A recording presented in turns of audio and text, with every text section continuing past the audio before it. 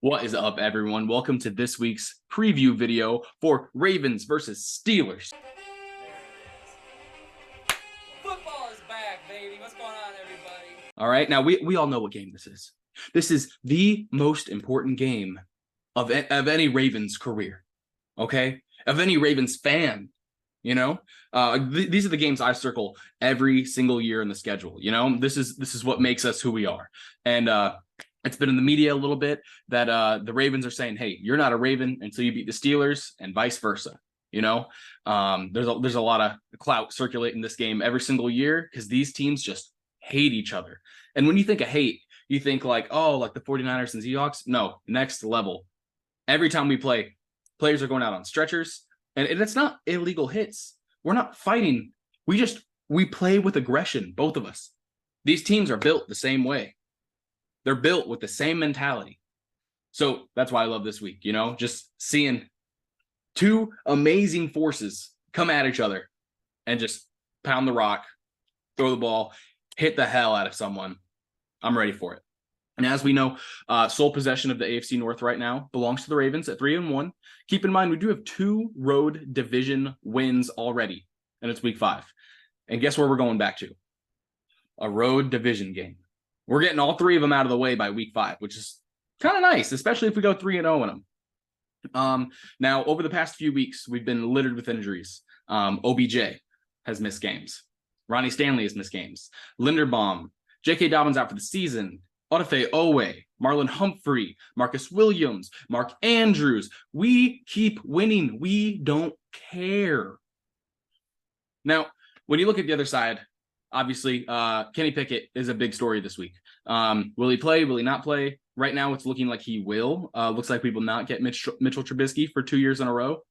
Now, you'll notice that Kenny Pickett has been a little rough this year. Do you want to blame Matt Canada? Maybe. Who knows? I mean, he's got that burner out, kind of covering his ass, but doesn't look like it's working out so much. But Kenny Pickett last week, they played Houston. He went 114 yards, 5 yards per attempt, and 1 pick. Those are rookie numbers against who was supposedly going to be one of the worst teams in the NFL, which was rough. The Pittsburgh Steelers allow about 4.9 yards per carry to running backs this year. Now, running backs, obviously, we are low on, but we are still a running team. So while we're in this game, we're going to be pounding the rock, whether it be Lamar Jackson, who they allow 4.7 yards to quarterbacks. We're going to be pounding the rock with anyone who gets the ball. You know, Melvin Gordon's going to get touches. Kenyon Drake might get touches. Like Gus Edwards, obviously. Justice Hill, obviously. We're going to run the ball. Simple as that. So if they can't stop it, we're going to keep doing it. Now, they are a little harder on tight ends. You know, right now they're number 1 in the league against tight ends. Their linebackers are putting the clamps on them. Mark Andrews is a different beast, though. They haven't played many high-level tight ends yet, which is good for us. You know, like David Njoku's not putting up big numbers because he's not a top 5 tight end. Mark Andrews is top 2. There we go. Now, if we're talking about last week for us was amazing, right? Lamar Jackson had a quarterback rating of 142.5 against the league's best defense last week. The league's best defense, who allowed 1 touchdown in the first 3 weeks of the season. Lamar had 4, 2 on the ground, 2 through the air, both to Mark Andrews, who is going to go off and crush that number 1 against tight end defense. He went 15 for 19 passing with a 74.6 completion percentage on the season, which is absolutely ridiculous. You know, just seeing that his career average is about 64% and that this year it's at almost 75%. Todd Monken, he's scheming guys open. And Lamar doesn't miss open guys often.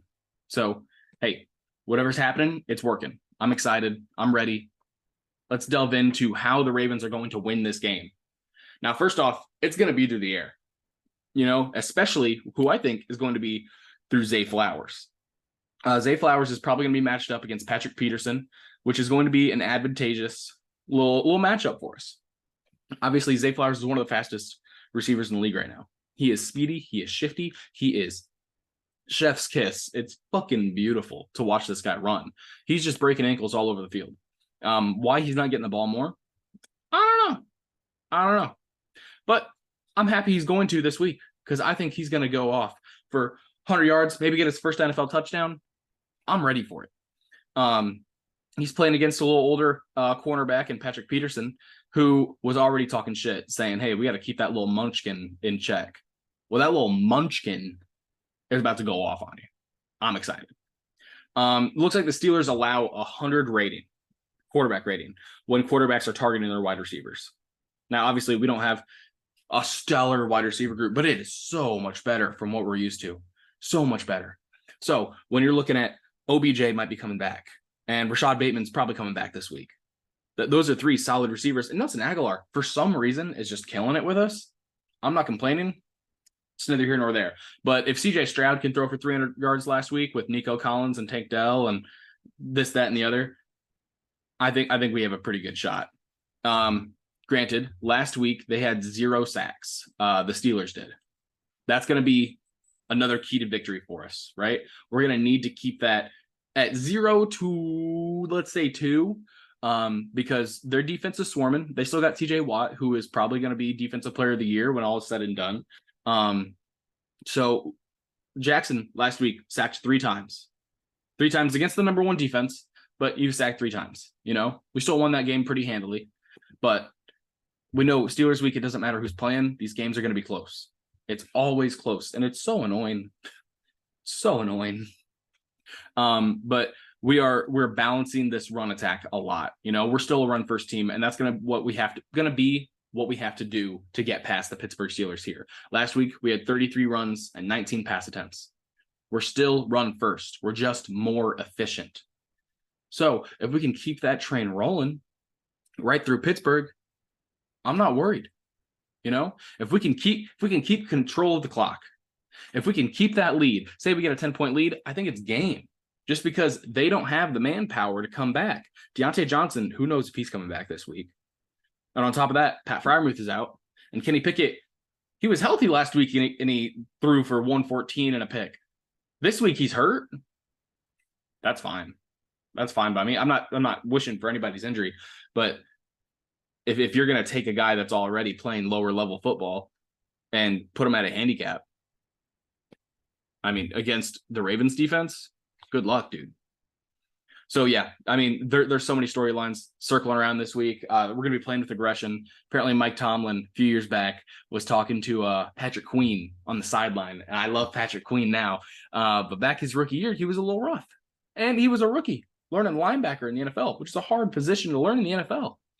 And he's on the sideline. And Patrick Queen, I don't know, missed a tackle, something like that. And Mike Tomlin yells at him. He goes, hey, you're not one of them. Saying, you are not a Raven. Because Mike Tomlin respects the Ravens. He said, you are not one. Oh, Patrick Queen's fired up. He said, every time we play them now, it's personal. I'm expecting Patrick Queen to have himself a game.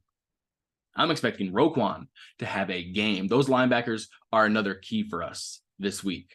Those linebackers, if they can shut down this run game, make Kenny Pickett throw the ball against our secondary, who is playing out of their mind right now, even without Marlon Humphrey, our best player in secondary. If we can make him try to win this game alone, I think we have a very, very good shot. All right. Well, that's all I have for y'all today. Thank y'all so much for tuning in. Make sure you tune in next week to the Playbook Podcast. We'll see you next time.